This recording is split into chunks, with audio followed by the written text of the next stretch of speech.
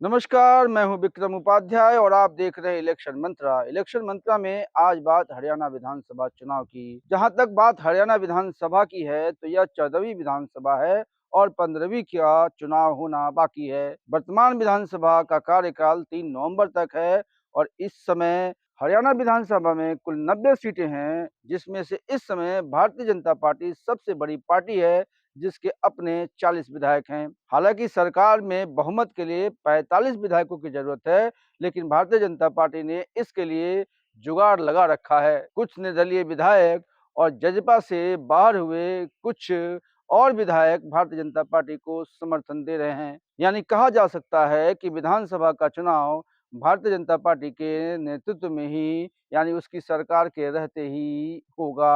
हरियाणा विधानसभा का चुनाव वैसे तो पूरे देश में लोग इसकी तरफ टकटकी लगाए देखते हैं, लेकिन भारतीय जनता पार्टी के लिए यह बड़ा ही महत्वपूर्ण चुनाव है। खासकर तब पिछले लोकसभा का जब चुनाव हुआ था, तो भारतीय जनता पार्टी ने हरियाणा की सभी 10 सीटें जीती थी। लेकिन इस बार चुनाव का परिणाम भारतीय जनता पार्टी के अनुरूप नहीं आया है, क्योंकि भारतीय जनता पार्टी 10 में से केवल 5 ही सांसद चुनकर भेज सकी है। लेकिन प्रधानमंत्री मोदी और हरियाणा की भारतीय जनता पार्टी ने एक बड़ा काम किया है। इस लोकसभा के चुनाव में भारतीय जनता पार्टी के केवल 5 सांसद जीत कर आए हैं, लेकिन प्रधानमंत्री मोदी ने अपने मंत्रिमंडल में हरियाणा के 3 सांसदों को स्थान दिया है। इसका मतलब साफ है कि भारतीय जनता पार्टी का नेतृत्व हरियाणा को ज्यादा तरजीह दे रहा है। भारतीय जनता पार्टी की तरफ से मनोहर लाल खट्टर, कृष्णपाल गुर्जर और राव इंद्रजीत सिंह मंत्री बनाए गए हैं। जाहिर है ये तीनों विधानसभा के चुनाव में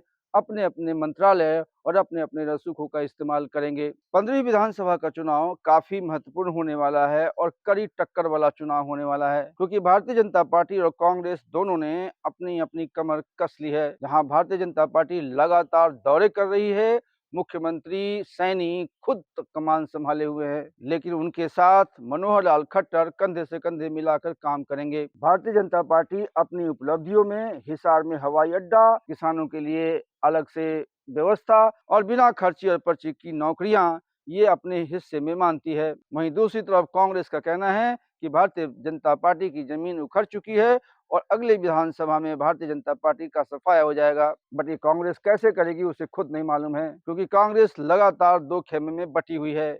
एक खेमा कुमारी सैलजा का है, तो दूसरा भूपेंद्र हुड्डा का है। भूपेंद्र हुड्डा ने पहले ही ऐलान कर दिया था कि अगर हरियाणा से 5 सांसद जीत कर आते हैं, तो अगली सरकार वो खुद बना लेंगे, यानी कांग्रेस की सरकार बनेगी। लेकिन कुमारी सैलजा कहाँ मानने वाली हैं। हाल ही में कुमारी सैलजा ने हरियाणा में अपने दौरे के दौरान यह दावा किया कि अगर टिकट का बंटवारा सही हुआ होता, तो भारतीय जनता पार्टी एक भी सीट नहीं जीतती। कुमारी सैलजा के समर्थक लगातार यह मांग कर रहे हैं कि हरियाणा की अगली मुख्यमंत्री वही होनी चाहिए। कुमारी सैलजा पे हालांकि अलग अलग तरह के आरोप लगे हैं। हाल ही में संपन्न छत्तीसगढ़ विधानसभा चुनाव से पहले वे छत्तीसगढ़ की प्रभारी थी। कांग्रेस के नेता आरोप लगा रहे हैं कि कुमारी सैलजा ने पैसे के दम पर लोगों को टिकट बांटे, जिससे पार्टी की वहां हार हुई और भारतीय जनता पार्टी सरकार बनाने में सफल रही। इधर हरियाणा में भी कांग्रेस के अंदर यह बात खूब चल रही है कि कुमारी सैलजा का अगर नेतृत्व कांग्रेस को मिलता है, तो यहाँ फिर से सरकार बन जाएगी। कुमारी सैलजा ने हाल ही में आरोप लगाया था कि टिकट बंटवारा सही नहीं हुआ,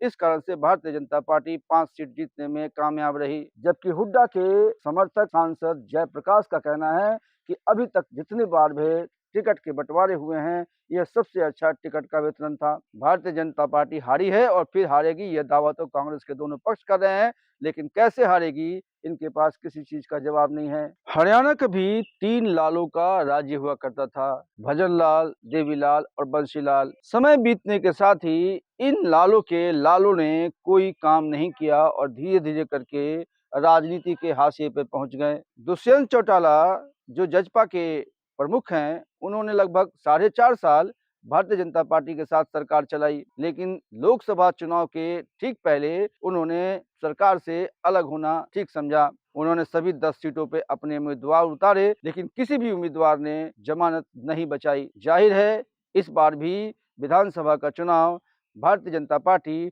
और कांग्रेस के बीच में प्रमुख रूप से होगा। भारतीय जनता पार्टी यह दावा कर रही है कि इस बार भी वो विधानसभा का चुनाव आसानी से जीत जाएगी, क्योंकि केंद्र और राज्य दोनों में भारतीय जनता पार्टी की सरकार है और लोग सरकार को समर्थन दे रहे हैं। दूसरी तरफ कांग्रेस का कहना है कि जिस तरह से किसानों के साथ भारतीय जनता पार्टी के झगड़े बढ़ रहे हैं, उससे नहीं लगता है कि भारतीय जनता पार्टी का विधायक कोई चुनकर विधानसभा में पहुंचेगा। चुनाव अक्टूबर में संपन्न होने हैं और अभी से ही तैयारियां शुरू हो गई हैं। भारतीय जनता पार्टी और कांग्रेस के नेता दोनों इस समय मैदान में हैं। यूं कहें कि चुनाव की तैयारियां शुरू हो गई हैं और धीरे धीरे तेवर बढ़ रहे हैं। लेकिन ये ऊंट किस करवट बैठेगा, ये आने वाले चुनाव परिणाम के बाद ही पता चलेगा। लेकिन फिलहाल हरियाणा का चुनाव काफी दिलचस्प होने वाला है। इलेक्शन मंत्रा हरियाणा विधानसभा चुनाव से संबंधित खबरें और उनका एनालिसिस लगातार आपको प्रस्तुत करता रहेगा। फिलहाल हरियाणा की विधानसभा चुनाव के इस एपिसोड के साथ यह कार्यक्रम हम यहीं संपन्न करते हैं।